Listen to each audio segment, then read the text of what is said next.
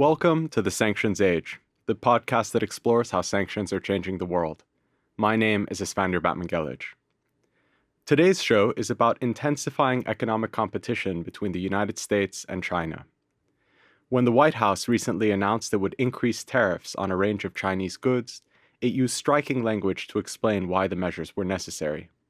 The White House statement claimed that China's unfair trade practices concerning technology transfer, intellectual property, and innovation are threatening American businesses and workers, and complained that China is flooding global markets with artificially low-priced exports. The statement points to a new dynamic between the United States and China, and the ways in which President Biden's international economic policy considers economic competition with China through a national security lens. My guest today is an expert on the Chinese economy with unique insights on how Chinese economic policy might undermine American interests.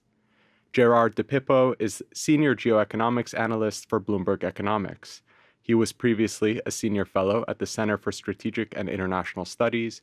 Prior to that, he spent 11 years in the U.S. intelligence community at the Central Intelligence Agency and the National Intelligence Council. Gerard, thanks for coming onto the show. Thank you for having me. I want to start by reflecting a bit on your career because I think it's a good representation of how sanctions and other forms of economic coercion are playing a bigger role in the global economy. You started your career as an intelligence analyst looking at economic issues before moving to CSIS, a prominent think tank. I think a lot of listeners might be surprised that economic analysis is something that the intelligence agencies in the US do. Why is that part of the intelligence assessments, and what are analysts looking at those issues trying to determine for U.S. policymakers? This is something I've gotten quite a bit. That people are surprised that CIA, where I worked, has economic analysts. But it actually makes perfect sense when you think about it. So the two core functions of CIA are to provide intelligence collection, which is to say human intelligence managing spies, and the other is to do analysis, specifically all-source interdisciplinary analysis, which is what I was doing on the economic side. And their primary customer is essentially the executive branch, which is to say the president. They call that the first customer. If you're providing assessments on, any country, say China, Russia, Iran, whatever, and you don't talk about their economic considerations, their economic priorities, or how their economy is doing, how things like sanctions might affect their behavior, what they're doing to their economies, you're clearly missing a big part of the story. And especially when you're working on China, as I was, economic considerations and general industrialization and development, modernization, all that stuff is salient in Chinese decision making. And it really just isn't possible to do a holistic, all-source, interdisciplinary analysis of those kinds of countries unless you're providing economic analysis, and that's what I did. So now you're at Bloomberg Economics working on geoeconomics on what I've seen as a fast-expanding team, and that's become a bit of a buzzword, geoeconomics. But what does being an analyst of geoeconomics actually entail, and why is Bloomberg, which has traditionally been a provider of financial data to institutional investors, why is this something that they're producing more and more research around? So Bloomberg is a very large company with a global presence. They are primarily known, as you mentioned, for providing essentially financial markets data and sort of technology support for traders. But they also have a research wing, actually several research wings. One of those is Bloomberg Economics, which I'm a part of. Bloomberg Economics had been basically doing, call it traditional economics, so macro forecasting, talk about central bank decisions, et cetera. And about a year ago, senior management at Bloomberg decided that they needed more of a sort of geopolitical layer to that analysis. And they decided that because it's what our subscribers in the terminal want. I mean, I think for about 30 years or so, a lot of people in the markets wanted to believe that political considerations, that geopolitics just was sort of a sideshow. It wasn't going to drive outcomes. But then actually, when you look at events, including U.S.-China relations, that clearly matters quite a lot. And so there was a decision to create this new team, the geoeconomics team, which currently consists of myself and Jennifer Welsh, who is our chief. But we are, as you mentioned, rapidly expanding. What is it we cover? Geoeconomics is a buzzword. We have a pretty elastic definition. So the more academic traditional definition is the use of economic tools for geopolitical or foreign policy ends. Like a classic example that would be using sanctions to deter behavior or to degrade a target economy. But we also use it in the other direction, which is how do geopolitical events affect economic or financial actors? So, an example of that would be, say, the current Israel Gaza war, which was not really about economics, but clearly has economic implications. So, that's something we cover as well. And so, my job is basically writing pieces, what we call insights, primarily for the terminal. The terminal is the thing that you can subscribe to. It's a lot of financial investors, but also increasing number of governments and non-financial companies. And these are fairly short pieces, and I'm pretty aggressive with using charts because I love charts. And we cover, I produce them like 2 or 3 pieces per week, and covering everything. But most of what I've been doing has been at least China adjacent, if not directly covering China, because we also have a separate team covering the Chinese economy out of Hong Kong. But U.S. EU or Asian relations with China, or China Russia, for example, these are all things we cover. It's interesting to hear that this was something that Bloomberg realized its clients wanted. On the last episode of the podcast, I was speaking with Henry Smith at Control Risks, and our conversation was really about how geopolitics and geoeconomics had become so much more important for decision makers in the C-suite. And a lot of that goes back to these big shifts in the global economy that are underway. And so I want to turn now to talking a little bit more about what exactly is happening, and particularly the role that Chinese policy is making in causing some of those shifts. Chinese policymakers have directed significant state resources towards the country's manufacturing sector since the COVID-19 pandemic, and that's been as part of an effort to kind of stimulate the economy. But because of this turn in Chinese industrial policy, we have a situation now where China is exporting historic volumes of manufactured goods. And as we heard from the statement that the White House put out, the Biden administration has characterized this economic policy as kind of cheating and undermining U.S. interests and the U.S. position in the global economy from the standpoint of manufacturing. And the response so far has been a package of tariffs. EU policymakers are also considering tariffs on Chinese manufactured goods. Can you walk us through what the tariffs reflect about the new dynamic between China, the US, and China and Europe? I think it's probably worth zooming out a bit, going back in history, maybe about 2 decades, because actually a lot of this on the Chinese side is not new. So basically, this is a very abridged version of Chinese development history. In the late 90s, when China was opening up, they did very aggressive liberalizing reforms to get into the WTO. This largely succeeded. Around 2005-ish, there was this turn towards the idea of indigenous innovation and a return to industrial policy, or sort of techno-industrial policy.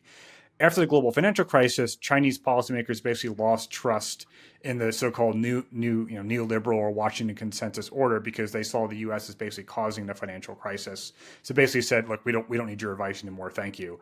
And then it turned more inward. They did a lot of stimulus. A lot of that was focused on infrastructure and housing, but they still invested a lot in manufacturing. Over really the last 15 years, there have been a series of plans that have related to industrial policy. Maybe the most famous externally is the so-called Made in China 2025 plan, which launched in 2015, so that well predates COVID. That was targeting a bunch of strategic sectors like electric vehicles. And actually, their electric vehicles plans go back to 2009. So a lot of this stuff has a very long tail. And research I had done when I was at CSIS to estimate the size of Chinese industrial policy spending found that compared to other major economies, China was spending something like 3 times the share of its GDP on industrial policy spending. And that was actually a pretty conservative estimate. So there's actually a long track record of this where basically it ramped up over the last 15 years, and it's gotten, I think, stronger under Xi Jinping. Okay, so then what happened? Why did the US and more recently the EU change? So when Xi Jinping took over as general secretary in 2012, shortly after that, there was something called the Third Plenum, at which they announced a series of reforms. A lot of people in the West had high hopes for what those reforms meant. They thought there was going to be more sort of market-oriented and getting away from statism and industrial policy. For various reasons, and we could debate why, that did not actually pan out the way that foreign observers at least expected. in the late Obama administration, I'd say starting around maybe 2014, 2015, there was a recognition that things were not going in the direction that they had hoped. Then Donald Trump was elected, right? And he essentially accelerated a turn that I think was already going to happen. And what was essentially happening was the US realizing, belatedly perhaps, that the China that was developing was not the one we had assumed would be the case 15 years earlier when China got into the WTO with US approval. So China was not liberalizing politically. It was not really dialing back on a lot of these latest measures. In fact, arguably going the other direction.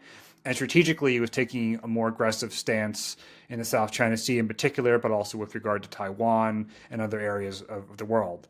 And so I think basically the Trump turn was faster than would have happened if, say, Hillary had won. But I think that turn would have happened. I think the big difference was that Trump remains very focused on trade and trade balances, and he personally loves tariffs. And so what the real break there was the trade war, which we can talk about. It's hard to summarize exactly what the goals were because they weren't really consistent. But ultimately, at the end of the day, what Donald Trump wanted, what the president wanted, was to try to balance trade. And we had this thing called the Phase 1 deal, which was agreed to just before COVID, essentially where China agreed to import a bunch of goods and the tariffs more or less stayed in place. That deal basically failed. China did not import what it said, in part because of COVID, I think with good reason on their end. But when Biden took over, in 2021, there was initially, I think, on the Chinese side, hope that things would change and he would sort of be a reversion back to early Obama. That did not happen. The Biden administration has been mostly continuing Trump's economic policies insofar as China is concerned. In fact, if you look at the number of sanctions and export controls placed on Chinese entities under the Biden administration, something which we've calculated, actually what you see is that the pace of doing so is actually greater under Biden than it was under Trump, except in 2020 when Trump basically was mad about COVID and took the gloves off. So arguably, the Biden administration is more hawkish on China than the Trump administration was.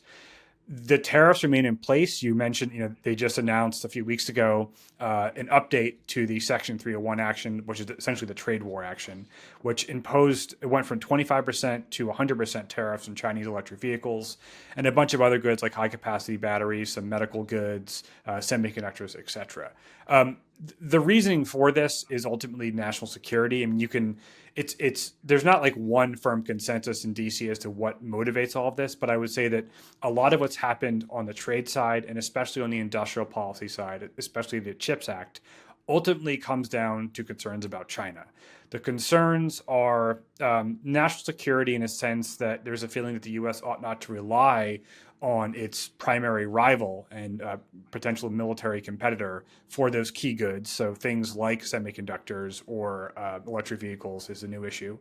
But also wanting to sort of undo the apparent damage from the so-called Washington Consensus, where the U.S. Expedited its trend of deindustrialization. So they're trying to reindustrialize. And a part of that, I think what is generally not as appreciated outside of D.C. is how much there's a military backdrop to this, is that we need these defense capacities. And there's a worry that U.S.-China relations can get substantially worse over the next decade, possibly sooner. And that will be hugely destabilizing. I think what happened during COVID was a little preview of that, of what the supply chain disruptions that we witnessed.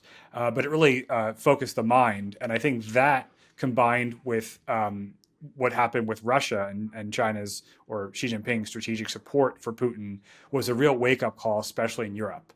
So all these factors have combined to push the U.S. into a more sort of reluctant way, but still happening in Europe, the EU itself, towards a more worried attitude towards China and a focus on so-called de-risking. So, Jared, I think that's an excellent overview of really the issues that we have here, and a few things stick out. I mean, one is that China's industrial policy is a long time in the making, and it's part of a kind of a set of political priorities that were in place starting as much as a decade ago, and really comes out of a change in the direction that China wanted to take after the global financial crisis. I'm also hearing from you that a lot of this is driven by maybe an emergent consensus in Washington around why this is problematic for the US economy and why it poses certain threats from a national security standpoint. So what I want to do now is kind of go through piece by piece and get a little bit more detail on different aspects of this. The first place I want to start is, We have an election coming up, and in so many ways, Biden and Trump are very different candidates with very different political priorities. But as you described, this is one area where Biden and Trump are quite similar. And in fact, your colleague, Sean Donan at Bloomberg, wrote a newsletter in February titled How Biden is Winning Trump's Trade War. And one of the observations was that actually the US goods deficit with China had hit its lowest level since 2010 recently, which was maybe an indication that Biden's continued push to de-risk in some ways from China was working. I mean, when you think about why there's this political pressure for a Republican president and a Democrat president who are so different to both arrive at a similar international economic policy, what explains that? And, is this really one of the few areas where there is such deep consensus in Washington that something has to be done to rein in China as far as its industrial policy is concerned? There is a degree of bipartisan consensus, more so than most other issues these days. I think the turn towards concerns about China is mostly an elite, which is to say a DC phenomenon. It is true that if you look at polling that Gallup and others have done, Americans' perceptions of China have turned much more negative in recent years. I think a lot of this because of COVID, frankly, and just quote blaming China for it, fairly or not. But I think a lot of this was sort of Trump breaking the seal on the idea that maybe tariffs were okay, maybe that the Washington consensus was wrong, that maybe we wanted to preserve manufacturing. A lot of the economics behind what he's saying, I don't think make a lot of sense. For example, I don't think those jobs are going to come back, but production might, but it will be automated and more high skilled. But I think there is a strategic backdrop, which is that China is also what the Pentagon considers the pacing challenge, right? So China's military is modernizing very rapidly. It's producing more ships and submarines and planes than the U.S. is on an annual basis. And it's primarily doing that with regard to the U.S. and trying to basically keep the U.S. out of the Western Pacific, specifically, but not just over Taiwan. And so there's sort of this looming military threat that I think is much louder in the national security state than you would hear sort of in New York or other parts of the country. But it's taken very seriously, and I think it is real. And so I think those things have contributed to the sense of like, oh, we can't keep going on like this. And we were relying too much on China. Again, like I said, the COVID pandemic, I think, really highlighted that to people in an individual way that wouldn't have been possible. Of course, I would argue that actually China's industrial resiliency is part of why the shortages weren't as bad as they would have been. In fact, we ended up getting our PPE from Asia, not from the US. So trade does work. However, I think there's a general sense, and you see this from both the Biden administration and the Trump administration, of saying that sort of the way things we envisioned them 20 years ago, that wasn't working for the average person, and that's not good, and we have to change it. I should say, though, on Trump versus Biden, there obviously are very different personalities involved. But on China specifically, there actually are other more subtle differences, which is that Donald Trump, in my view, and I'm actually quite confident of this, doesn't care all that much about national security issues in a way they're normally framed in DC.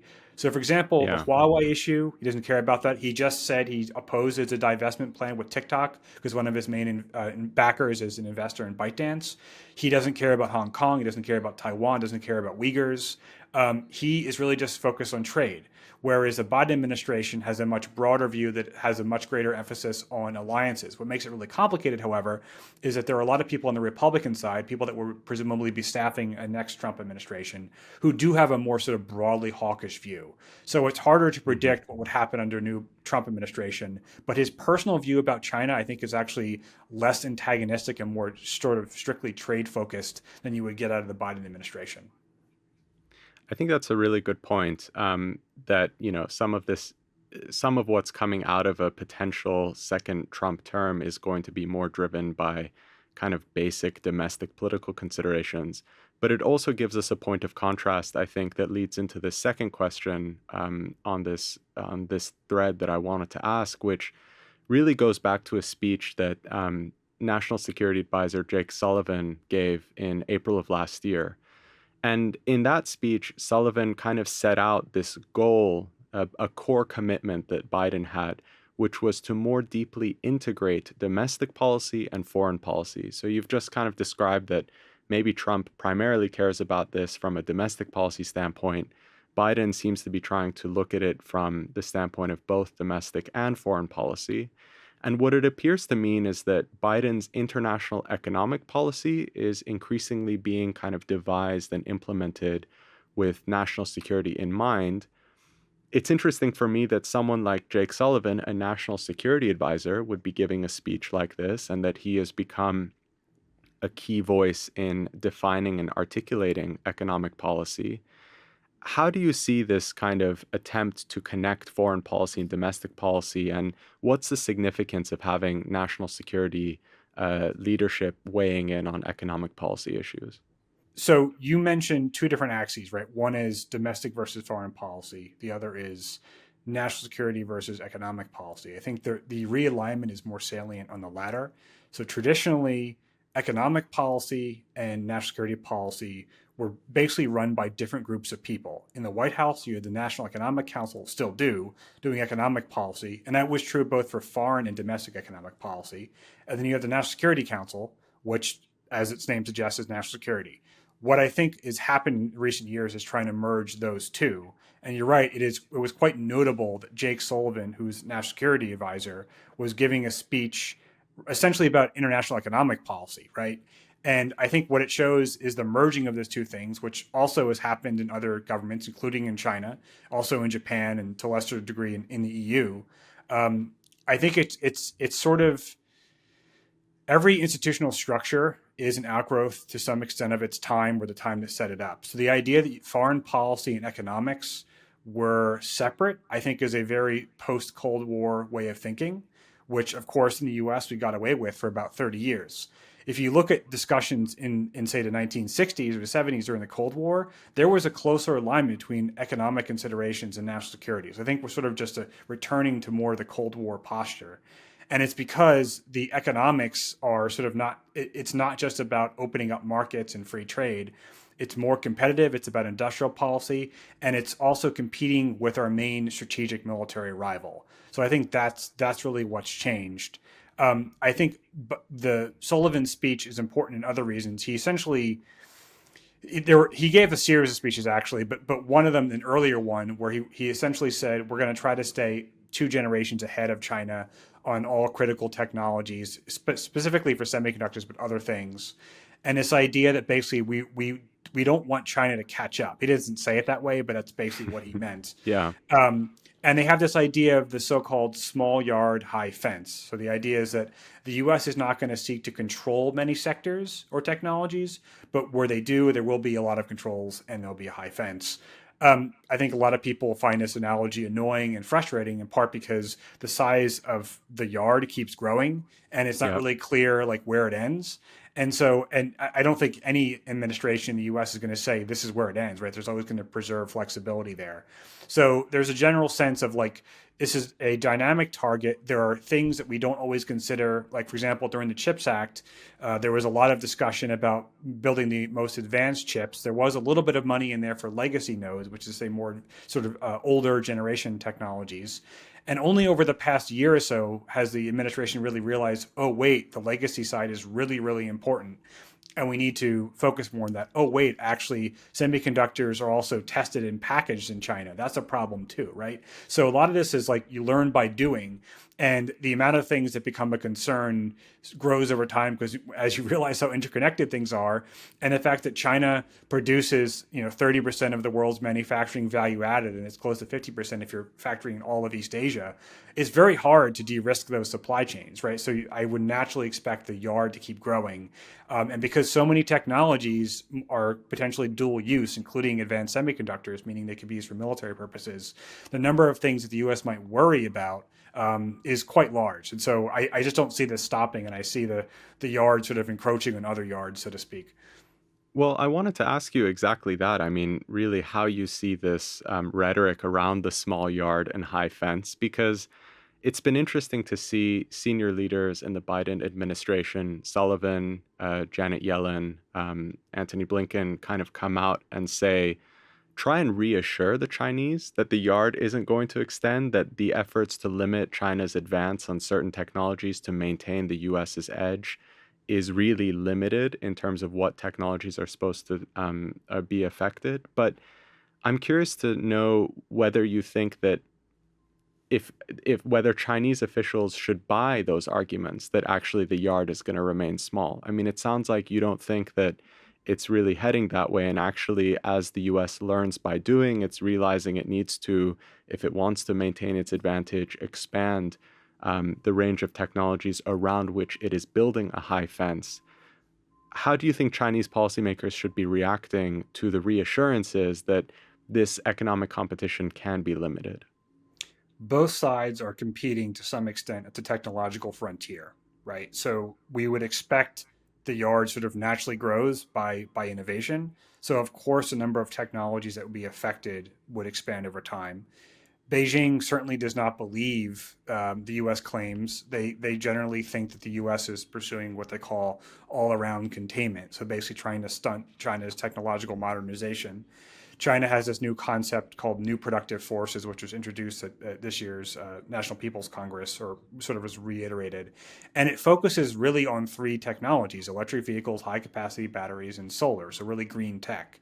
These are precisely the sectors that the Biden administration also cares about and is trying to manage as part of the IRA, but also as a means of stopping China through export controls or tariffs. And so basically, when you say the things that both sides care about are the things they're competing about, and therefore both sides are trying to control, that seems like a pretty sweeping claim. I think the U.S. was basically fine with China dominating more or less lower value added things. So when China was making all the garments, and a lot of that production has shifted elsewhere into South Asia, but no one cared about T-shirts. I mean, some factory workers in the U.S. might have, but that wasn't what the U.S. government cared about.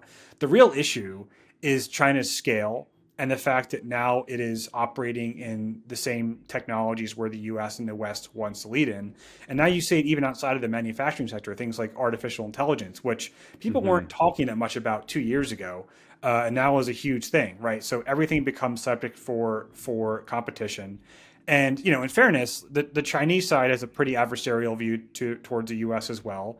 They're seeking what they call comprehensive national power. They naturally think that at a minimum, the U.S. should be displaced in Asia, if not globally. And there's a very strong military angle to it, right? So I don't think the U.S. is actually being all that paranoid. It's just that the U.S. has changed policy more abruptly because of the transitions I mentioned earlier, whereas China's pretty much stayed on the same course more or less for the last 15, maybe 20 years. And now it's sort of the U.S. is finally reacting to it, and China's getting mad about that. So I want to go back to this kind of adversarial approach that China is taking. But before we get there, what's interesting for me is that, to borrow from another kind of national security concept, it almost sounds like this small yard, high fence approach is functioning in a kind of escalation ladder format, that each side is taking an incremental step up a ladder of competition, and that's actually escalating tensions because it increases sort of what's at stake. And what follows from that is a question about whose policy is driving the basically this escalation. Is it the case that Biden and the U.S. administration is basically reacting to a Chinese policy that, as you've described, has been fairly consistent for a long time?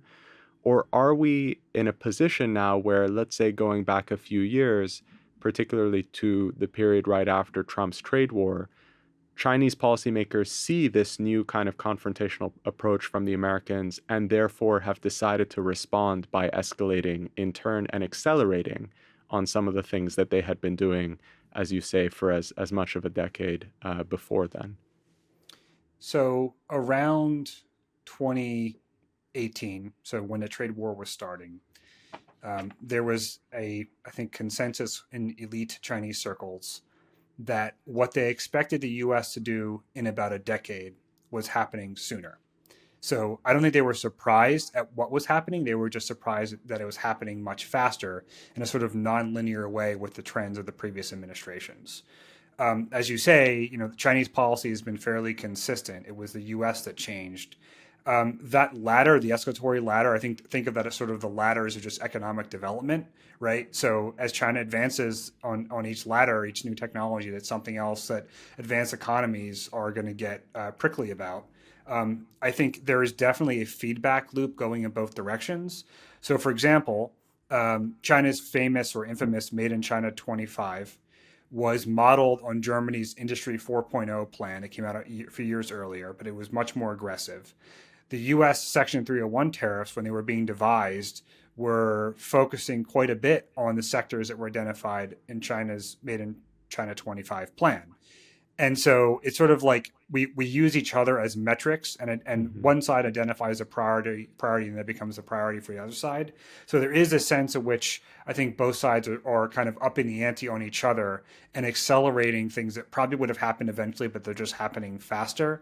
I don't know. Like, I think both sides are sort of being rational within their own framework. So I don't really assign a lot of blame. I think that the Chinese are not wrong to be worried about U.S. intentions with regard to China's technological developments. I think the U.S. is not wrong about its concern about China's authoritarian turn and military intentions. And so things are playing out in a actually a sort of retrospectively predictable way. I think the abruptness is more in things like Trump, if you just sort of arbitrarily start trade wars on things that don't have to do with the national security considerations. And so I don't know. It's really like not all that surprising, but I think for those who really hope that this is going to be economic and political reconciliation through trade, those hopes have been dashed, and that world is not coming back. And I think the world is still adjusting to that change. It's a fair point that that escalation ladder is not very different from like just the pathway of economic development, but I think there are definitely various ways that you can rise up a value chain or increase your kind of success in the global trading system. And it's interesting to see China being opportunistic about other aspects of Biden's international economic policy. You and your colleagues published a report earlier this week that I think gives a good example of that opportunism, where you were looking at how China has taken advantage of Western sanctions on Russia and the withdrawal of Western automakers from the Russian market, and really stepped in to export historic volumes of cars to Russia, primarily traditional internal combustion engine cars. How should we interpret this move? I mean, is it just a kind of commercial opportunism and Chinese firms seeing an opportunity to sell cars that they're not selling at home to a market that wants them? Or is this something that should be seen from more of a national security lens? And basically, there should be concern about China supporting Russia as it continues to pursue the war in Ukraine and antagonize the West. We use the word China as shorthand, or US, and we then end up condensing what are government policies and private sector actions into one thing when they're actually distinct. So in the case of Russia, there was a high level, and I think, in general, there's this narrative that Xi Jinping controls everything, and that's not true. In the case of foreign policy, it is fairly true. In the case of Russia-China relations, I think it's very true. I think Xi Jinping is personally committed to his relationship with Putin. They see each other as kindred spirits in battling the United States. And that was a decision that, so, when Russia launched its full-scale invasion in 2022 of Ukraine, keep in mind, Chinese official policy to that point had been pretty good relations with Ukraine. Mm-hmm. China actually had not recognized Russia's claims in Crimea, for example. But Xi Jinping made a decision to basically say, we're not going to condemn this, and we're sort of strategically backing Putin's position. And actions since then have vindicated that. And I think it cost them a lot with the Europeans. Flash forward, you have all these sanctions imposed on Russia, which have essentially cut out the Europeans from the Russian market. And so what we've estimated at a high level is that Russia's imports went from about 25% from China before the war to about 56% from China now, and that factors in estimated transshipment. On autos, specifically internal combustion engine autos, basically the Chinese auto companies, which are mostly private or effectively private, just filled the gap. So when German and Japanese and U.S. firms left, they replaced all of that. So basically, the Russian auto market is more or less half and half Russian brands and Chinese brands and almost nothing else. And so there is an unintended consequence of sanctions, right? So you lock out Western brands, Chinese brands step into the breach. Russians are arguably worse off. They don't have the same options, but they're still having access to cars, not quite as many, and they're maybe more expensive, but they still have them. And so Chinese firms have been opportunistic. That said, when it comes to sanctions, Chinese firms and banks seem quite hesitant to do things that are risky. So we've seen a lot of transshipment through Kyrgyzstan, for example, which might seem odd because most of that is traded in goods that are not sanctioned, that they're allowed to Hmm. trade. And we think what's happening there is Kyrgyzstan or Kazakhstan and others are essentially providing sanctions insurance where they're part of the customs union with Russia. So if you can get your goods into Kyrgyzstan, it effectively gets into the Russian market. But then you, as a Russian or as a Chinese bank or Chinese exporter, don't have any direct exposure, so you don't have to worry about sanctions. And so, markets find a way, right? And I think the Chinese response to the sanctions in Russia, particularly in terms of exporting goods to Russia, is a good example of that. That takes us to really maybe the most important question in terms of the direction of U.S.-China relations. I mean, we've just talked a bit about how Chinese firms might be skirting U.S. unilateral sanctions in order to provide support for Russia or simply to take advantage of a commercial opportunity if you're looking at this from the standpoint of private sector firms. But the increased use of sanctions by US policymakers and the willingness to use sanctions against Russia as a globally important economy seems to signal to China that there may be scenarios in which Western policymakers decide to turn the sanctions weapon towards them. And you wrote a commentary last summer with Jude Blanchette looking at the question of can the US use the credible threat of sanctions to actually deter China from taking certain actions, including potentially invading Taiwan. But you identified four limitations to whether or not sanctions could actually deter China from going down that path. What were the four limitations and can they be overcome?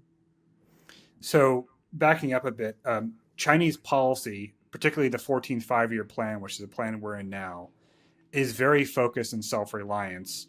In particular, it focuses on three broad things. One is high-tech goods like semiconductors. The second are commodities, so like grain or oil, things they have to import.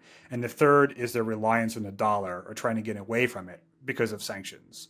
So there is a very strong geopolitical overlay to a lot of Chinese planning, and a lot of it focuses on the U.S. Jumping ahead to the question of Taiwan, China certainly learned from the sanctions on Russia that were initially, at least on the financial side, stronger than a lot of people would have expected before the war. But a point we were trying to make in that piece was there's a lot of talk in DC about how the US or the West could potentially use sanctions to deter China from taking any military actions against Taiwan. This is part of this broad idea of integrated deterrence. So you have deterrence that isn't just military, right? The problem is, well, there are several problems, which is that in that piece, we distinguish the idea of general deterrence from immediate deterrence. So general deterrence is like, what do you generally think is going to happen? What is the broad outlook for what the effects would be? And then the immediate deterrent is, if I do X, then Y happens, or how does at the margins the threat of escalation affect your decision making? And our view is that China's already assumed that if they do take any major military actions against Taiwan, blockade, invasion, or whatever, there will be sanctions, but they would have already baked that into the plan, so to speak. At the margins, the sanctions don't make much of a difference because once they've decided to go, they're going to go. And part of why the sanctions are hard to use is that the US ideally would like to use them in conjunction with allies, so essentially the Europeans and the Japanese most particularly. And it seems highly unlikely that those countries are going to be willing to impose massive sanctions on China short of an actual conflict. So if there is a war, yes, I think the US will use maximalist sanctions. I think Europe actually will be compelled to use them as well. But they're going to be too late to make a difference in terms of deterrence, almost by definition. And the effect of the combat itself or the physical disruptions to maritime trade or air travel, whatever, will be so severe anyway that the action itself becomes a sanction. So it's almost like using financial sanctions at that point is sort of a cherry on top, or just it doesn't make all that much difference. So my view is the discourse in DC about using sanctions as an immediate deterrent, and also these more technical discussions about escalatory ladders with sanctions, are not plausible. I think the sanctions, financial sanctions on a country as large as China, and if those sanctions are big enough to make a difference, they're going to be globally destabilizing, basically, at least in Asia. And I think of that as more of a light switch, right? Either it's on or off. And I think the ability to dial them up or down is really not plausible. And even in the case of Russia, we did have sanctions after 2014, but the really big ones didn't happen until 2022. And on the financial side, they came pretty much all at once. And I would Mhm. expect the same thing to happen with China over Taiwan. So basically, I'm not saying that sanctions don't work. I'm not saying that there's no economic cost. But my point is just that Chinese planners are aware of that. And ultimately, the economic considerations would not be driving those kinds of incredibly risky military decisions. It would probably be because they feel that they were compelled to do so for other reasons. That actually aligns really well with something I was told in Shanghai a few weeks ago when I had dinner with a professor I know who works on foreign policy there, Chinese foreign policy. And he basically made the argument that you're making, that a lot of these costs from the Chinese perspective are kind of baked in, that, in the event that China does decide to take certain actions that might trigger US sanctions, they are already treating that as an inevitability or as a fundamental thing that they would have to account for. And then the question becomes, what are the scenarios that might push the US to going that far? Is it an invasion of Taiwan, or maybe something that less dramatic than that, that could be the red line? But, I think this takes us to sort of a big picture view that is kind of a bleak picture, a bleak outlook, if we believe that this US China economic competition is going to intensify, and that the national security dimensions are only going to get more complicated and in some ways more dangerous. And I'm wondering just how much sleep I should be losing over all of this. So I'm curious to know from you, if the next few decades are going to be sort of characterized by greater competition between China and the US in an economic sphere, is this a competition that the US can win?